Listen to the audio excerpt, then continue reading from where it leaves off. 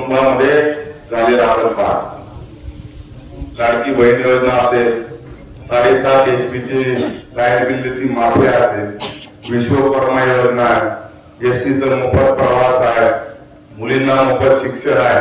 जर सांगायला गेलो तर अर्धा तास पुरणार नाही.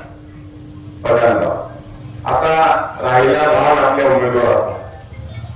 गेली 35 वर्ष आपण त्यांचा जीवन प्रवास जवळून पाहिला. सरपंच पदापासून तर ते आजपर्यंतचा प्रवास, त्यांचा संघर्षाचा काळ पाहिला, चांगला काळ देखील पाहिला. परंतु आज आपल्या भागाचा स्वाभिमान म्हणून या पुढील काळामध्ये आपण एखादा कार्यकर्ता घडवायचा झाला तर 25-30 वर्ष लागतात आणि आमदारांनी जवळपास 35 वर्ष प्रामाणिक काम केले.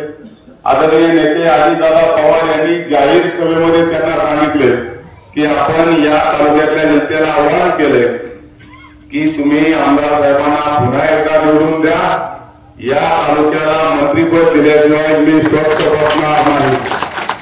आता ते बोलून गेले. आता बोलून गेल्यानंतर आपली सुद्धा जबाबदारी आहे, कारण त्यांनी आपल्यासाठी 24 तास ऑन ड्युटी काम केलं. कधी फोन करा, लाईटचा प्रश्न असू द्या, पोलीस स्टेशनचा प्रश्न असू द्या, कलेक्टरचा प्रश्न असू द्या, विकास कामाबद्दल प्रश्न असू द्या, किंबहुना आपल्या ताईला या राज्यामध्ये किंबहुना जिल्ह्यामध्ये जिल्हा परिषद अध्यक्ष म्हणून काम केले. आमच्या भागात मी कालच सांगितलं, जवळपास प्रकाशराव 6 सभापती आपल्या भागामध्ये केले. बरोबर ना विलासराव आमदार 6 सभापती केले. विलासरावला केलं, राम बापूला केलं, रामदास ठाकूरला 2 वेळा केलं, पाटील बोला केलं, अजून कोण आहे बाशेटला केलं. म्हणजे 5-6 सभापती केले, अध्यक्ष केले. विकास कामाचा डोंगर त्यांनी उभा केला. गेली 35 वर्ष प्रामाणिकपणे या तालुक्याची सेवा केली.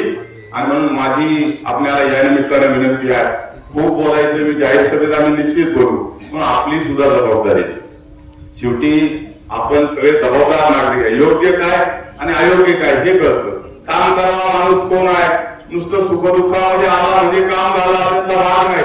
आपली ती परंपरा आहे. आपण आपल्या संस्कृतीमध्ये एखाद्या कार्यक्रमाला जातो, तो त्याचा स्वार्थ सुद्धा असू शकतो, म्हणून ती लोक चुकीचं सांगतील, चुकीची माहिती देतील, यावर विश्वास न ठेवता येत्या 20 तारखेला अण्णांचं चिन्ह आहे घड्याळ, आणि म्हणून घड्याळाच्या चिन्हासमोरील बटन दाबून आदरणीय दिलीपराव मोहिते पाटील यांना प्रचंड बहुमताने विजयी करा.